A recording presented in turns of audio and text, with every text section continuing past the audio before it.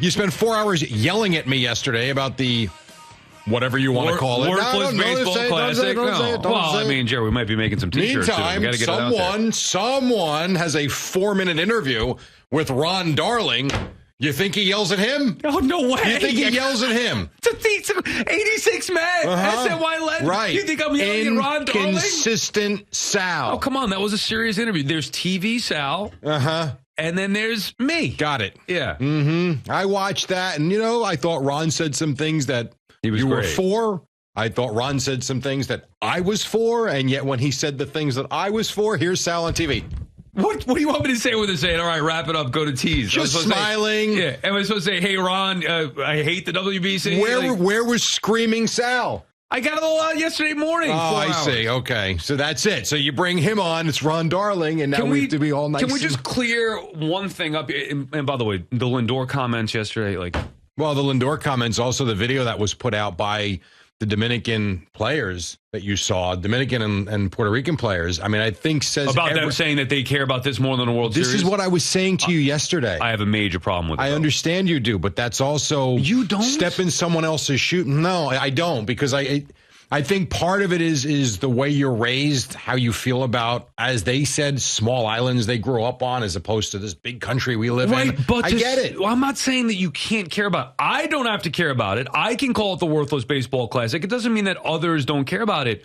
But to prioritize that over the World Series. Now, some of them said equal. But there were 4 of them, I think, that chose the World Baseball Classic over winning a World Series. Okay, and here's my problem. As a diehard baseball fan, as somebody who chose this sports talk to be a career, I host a baseball show 5 nights a week on the home of the Mets. I do shows here 5 days a week talking about baseball the majority of the year, whether it's in season, off season. I was crushed as a baseball fan yesterday, seeing, and honestly frustrated to a point where I was disgusted by the sport, seeing that there are some players who don't care about the World Series, and the teams that they're being paid to play for in the major leagues don't care about it as much as they do representing their country in the Worthless Baseball Classic. But I think that makes me not want to watch. But I think part of that is also what I said to you yesterday. These guys are businessmen. Like, at the end of the day, while they put the uniform on and while they're there, they're who they say they are with the team that they represent. They're not, but they're always going to be from that island, from that country. Which is great. But without, let's use the Mets in this case because it's Diaz, Lindor. Without the Mets paying, or really in general Major League Baseball, without Major League Baseball or teams specifically paying these players, there's nothing there. So I get it's a job. I'm not saying they need to care about it as much as the fans do or as much as I do. I understand realistically that it's a job for them and they're not going to take it home with them when they lose. You know what? You suck it up, you move on, whatever. Fans wear it and we deal with it and we call radio stations to vent about it. But to say that you prioritize a worthless, I call it worthless. You do. Okay. To them, it's obviously a big deal.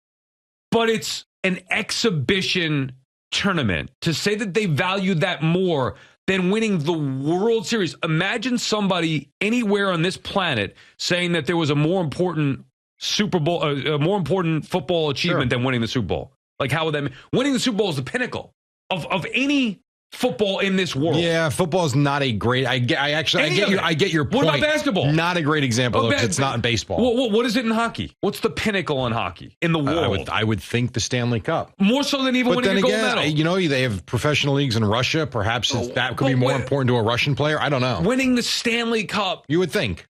I mean, the players who play in Europe, they come here. The Olympics might be more important to a Russian player. I don't know. Maybe certain individuals, but then they come here to play. Sure. And I know money is a big factor, but where you make the most money. Okay, but then, I mean, Jared, what are we doing? Life's about money. I hate to say that, but life's about money at the end of the day. So then if I'm the Mets or I'm owning a team and I see certain player, Brandon Nimmo, what he said, that's a guy who gets it. That's who you want. I get it. Correct. Yeah, sure. And I know that not everybody's going to be like that, but that's the right mentality for a team that's paying you. So if I'm an owner and I'm saying, well, I'm paying you $300, in Lindor's case, $300+ million to go out there and win a World Series, like that's the goal.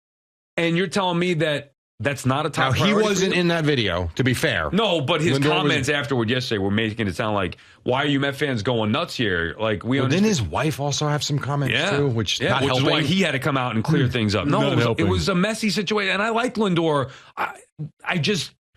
Met fans, no baseball fan, Met or Yankee fan wants to hear anything other than winning the World Series with that team is the most important thing to me. That's it. It's not that difficult. Right. You don't have to you're the fan. Right. You don't have to go out there and say it, but you also don't have to say the opposite. And for these guys to come on camera, and not Lindor or whatever, but the players that were in that video. Nelson Cruz, Robbie Cano. I'm trying to think who the other ones were. Cano was one of the ones who said, like, it's equal. He was right. He was 50-50. Everybody else was like, World Baseball Classic. There's 6 or 7 of them. I forget who I remember those two. Machado was one of them. Yes. He was one that he picked the World Baseball Classic, but also said he really hopes to win a World Series. Yeah. But that means more to him. Yeah. Oh, no. This, without a question. Yeah. Oh, but I hope to win a World Series, too. That's the, I'm going to get myself in trouble.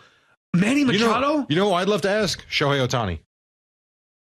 Because I will guarantee you he'll say the World Baseball Classic. Okay, now so there's multiple layers to There's a lot of layers to it, yes. So let's just say that the players then value winning the World Baseball Classic more. Mm-hmm. Don't you think that that's a problem for the fans who get behind Major League Baseball, which is the machine that creates it all? It's a problem, but as long as they come here and perform and get results, it's not. Meaning, so let's say, again, I said this yesterday, if Francisco Lindor comes out this year and bats .330 and plays a sparkling shortstop, and the Mets... 30 homers, nobody cares, right? No one cares. Fine but if he comes out and he bats .205, he's going to always play a good shortstop, so let's leave that part out. But he comes out and he's batting .205, .210, .220. He's coming up lame in big spots, especially off the heels of this in April and May. His ass going to get booed out of that stadium like it was a couple years ago. All I ask is that players that are getting paid a lot of money to play in Major League Baseball put the same energy, passion, effort into that as they do in the That's in the another WBC. Discussion, though, because we can have this conversation. But they don't do it. But we can have this conversation about other sports. You telling me the NBA guys try really hard in December like they do in the playoffs? No, they do not. They don't. Right. And I don't know... but if they were going hard in an exhibition tournament before the season... Well, how about the Olympics? Yeah. They do it in the summer. I haven't... Guys are playing street ball, pickup basketball all summer long, and then they're taking games off in the regular season to rest. How about this? Don't play pickup basketball in the summer. I think you're right. So what do we do as fans then? Right? Because let's not bang our head against the wall and try to get these players to care about something. I'll ask you, because there is no answer to this. What do you do? Because other than pay for the tickets and go watch the games, all you can do is boycott it. Right, but I'm telling you, as somebody who loves it as much, if not more than anybody, my true feelings yesterday, and now, I had a decent night's sleep, 5 hours. I'm here with you today. Yeah, I'm decent excited. Night's sleep, 5 hours. Going to Port St. Lucie. Yeah, I know, really. It's 5. It's like 8 is like a decent night's sleep. Yeah, well, I mean, these days, you take what you can get. I know. Compared to the 3 I had the night before. I'm going to pass out on that plane. Anyway, so I'm excited. I'm in a good mood here. But yesterday, I was legit depressed. And then, I saw that video and I tweeted saying this is a problem. And then, of course, the comments come in. You can't even read any of this stuff on social media. It's just poison and toxic. But I was legit sad, depressed, and hurt, not only as a Met fan because of what happened with Edwin Diaz, but upset because at that moment, I don't want to invest my time and energy and passion into something that I know these players don't care about as much. That bothers me. But you're going to, at the very least, because of the job you have. The question I would have for you and for anybody that's in this business is, if you weren't in this business, would you actually stop watching? I don't know. I don't either. But there were points My guess is no. I forget what the reason was, but there were points, maybe it was the lockout or something last year, and I was like, if I didn't have to do this for a living. Sure. And I'm in too deep. I made this my career. It's not just like, go do something else. Well, no, I love doing this. This is what I wanted to do. But we're seeing things change to where it's not as enjoyable at times as it used to be. Well, you're getting older too. Yeah, that is part of it as well. But come on, the lockout nonsense and a lot of these stories are not about the games and stuff. Money. Well, but right. So I don't want to. It's always about money. And that's not what it's about for me. It's never been about that for me. Nothing. Anytime any decision has been made in my life because of money, it's been the wrong decision. So, and I get that these players deserve a ton of money. I would never say, they're overpaid. No, get whatever money you can get. I'm fine with that. But is it too much to ask to feel the way that Brandon Nimmo feels about his team? Like, is that No, but not everybody's going to feel that way. And not everybody's going to feel the way those guys in the video feel. It's, everybody's got their own opinions. And I know it's not everybody that feels the way those guys in the video do, but it brought to light the realization that there are players that care more about what I view a worthless baseball classic, an exhibition tournament. They care more about that than the major leagues, which is the whole thing. Like, they wanted to grow up. I don't care where you're from. You grew up wanting to play baseball in the major leagues. I thought the one thing that Ron was talking about in that video that you completely backed down on and weren't yourself, the one thing that he did talk about, though, that was really interesting is how much it means to them, because their journey to get there to the major leagues is so unbelievable. Guys that Howell's going to fight back on that, because once you start talking about that, it does bring a different... That one you were good with. Yeah. But, the fact that they come to this country, they don't, in a lot of cases, don't speak a lick of English, and they're in these podunk towns playing in front of 50 people just trying to, find their way to AA, AAA to finally get that opportunity. And then when they think back, it's always where they came from. So this is an opportunity for them. Look, I made it. Now let's go win for the home country. It's a conversation that's got no right answer, no wrong answer. You're going to have your opinion. I have mine. Others will have theirs. And it is what it is. I respect others' opinions on it, and I respect the players and saying we feel great, we want to represent the country. It bothers me as a fan that that's more valued than Major League Baseball. Now, what else? Should I push back on Ron on? I mean, what am I going to say here? He was talking about a great event that it was, that he was a big fan of it. He was up watching it. All this stuff you were telling me yesterday was worthless. Why would you waste your time on it? When Ron said I was watching it live, I expected Sal to break in and say, why it's worthless. Oh, yeah. And instead, you sat there and you smiled for the camera. It's a little bit Ron different, Jared. It's the Ron role Darling. Well, that is true. Ron said he was locked in watching the games, loves the event. And then says these things happen. He did say it makes it worse. Sal, silent. Well, I'm the host. I'm interviewing him. I'm not going back and forth. In that spot, there was not the room for that. But he did say that it's worse because it took place. The injury is worse because it took place in the WBC. I thought that was interesting from this standpoint. He thought that the perfect spot would be take 10 days, stop the season for 10 days around the All-Star break, and maybe in place of the All-Star break, do this tournament. Someone gets hurt then, you can make the case it's even worse because you're at the stretch run in the back part of the season when you come out. There's no way to time it right. There isn't. Maybe at the end of the season, I guess, would be the only way to do it, and maybe you have it with players. That probably is the best time, as long as, and maybe you do it right on the heels of the World Series ending, and the World Series teams are probably out of it. Right, exactly. That makes sense. Guys are still in shape, and if something happens, it's November. Right. So at least you have time to recover. Yeah, I think that could be the case. And just to clear up a couple of things from yesterday, because we talked about, and then we'll move on. We're not going to do this all day. The Edwin Diaz contract. Right. The Mets do not have to pay him this year. Right. The insurance that MLB provides these players, or the players provide for themselves through MLB, however it goes, he will get paid, but that money is not coming from the Mets anymore. So of the Mets' $360 million payroll, I guess that number comes off. Either way, that's not Steve Cohen's money this year. So we weren't sure about that yesterday. So just to clear that up, they're not paying him. No, doesn't make it any better, but they're not paying him. It doesn't, because that's the one issue the Mets don't have is spending money. They need a closer. They'd rather pay more. I guarantee you he was supposed to make like 17 or something. 17, million. yes. I guarantee you they'd pay 30 to have him out there healthy. Oh, of course they would. But it also goes to the other comment from yesterday that I said that they're not going to stand pat. They will get somebody at the trade deadline, and they'll be fine. We saw Cohen's tweet about our mission remains the same. Basically, we're going to have a successful season. And the other thing I wanted to say too, just to wrap it up from my standpoint, was Buck.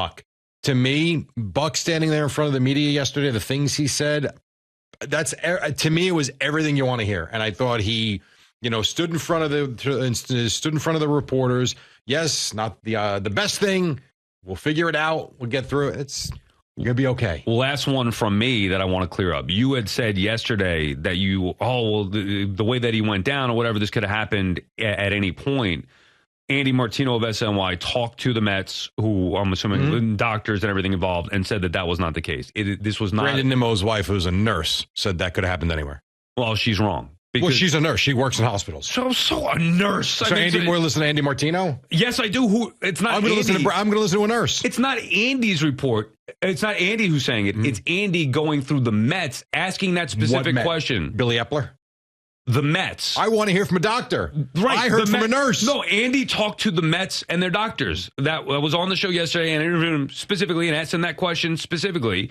He said, I'm glad you asked that. I talked to the Mets and inquired, there's not Billy Epler. It may be Billy Epler through the doctors. Right. Saying that injury was not something that had to do with his knee. There was no prior condition. There was no way that I got that. Right. He stepped on a guy's foot. Right. But it only happened in that. So you were saying like it could have happened at any point. It could have. If he steps on a guy's foot walking down the street, he could have done it.